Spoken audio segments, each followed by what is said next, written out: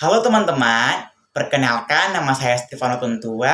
Saya dari kelas N dengan NIM 20212177. Di hari ini, saya akan membawa materi mengenai hukum dan HAM. Selamat menyaksikan teman-teman sekalian. Pertanyaan yang pertama, mengapa prinsip kesetaraan dalam hal itu penting? Konsep kesetaraan HAM mengekspresikan gagasan untuk menghormati martabat yang melekat pada diri manusia. Dalam pasal 1 Deklarasi Universal Hak Asasi Manusia menyatakan bahwa semua manusia dilahirkan merdeka dan mempunyai hak dan martabat yang sama. Contoh prinsip kesetaraan HAM.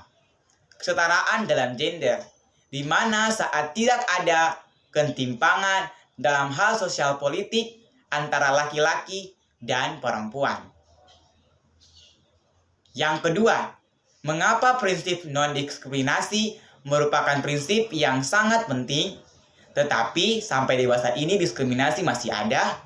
Jawabannya adalah prinsip non-diskriminasi dalam hal itu penting, karena agar tidak terjadi diskriminasi terhadap hak seseorang. Namun sampai sekarang masih banyak terjadi diskriminasi karena yang pertama, adanya sikap egois. Yang kedua, tingkat kesadaran HAM yang rendah. Dan yang ketiga, penyalahgunaan kekuasaan. Contoh diskriminasi HAM pada gambar di samping ini menunjukkan bahwa diskriminasi terhadap HAM terjadi karena kurangnya kesadaran HAM dalam kasus HAM.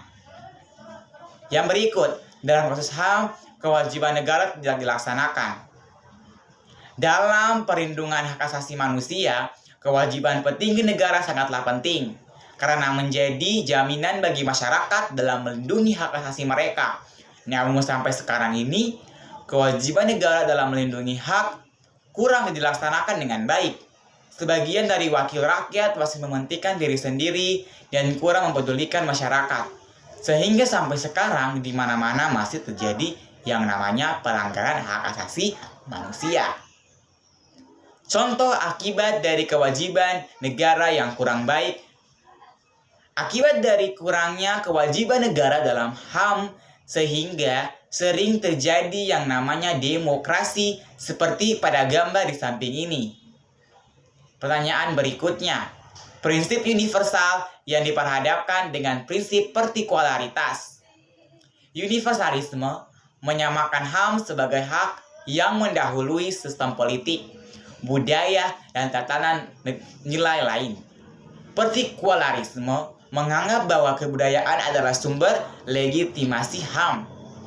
Namun, membandingkan nilai-nilai dalam dokumen yang beredar untuk membuktikan bahwa universalitas membuka jebakan esensialisme, sehingga sering terjadi yang namanya prinsip partikularisme.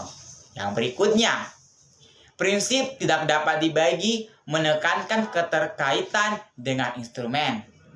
HAM dalam prinsip HAM tidak dapat yang namanya dibagi-bagi karena prinsip HAM dalam pengimplementasinya hak asasi setiap masyarakat dan jika dikaitkan dengan instrumen HAM berarti adanya beberapa yang saling terkait.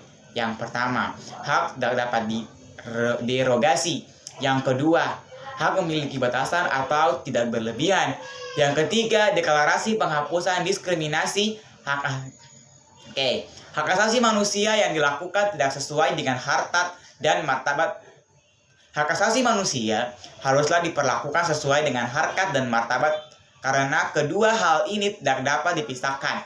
Karena tujuan HAM itu untuk melindungi harkat dan martabat seseorang manusia. Namun dalam beberapa hal sih HAM tidak diperlakukan sesuai harkat dan martabat manusia.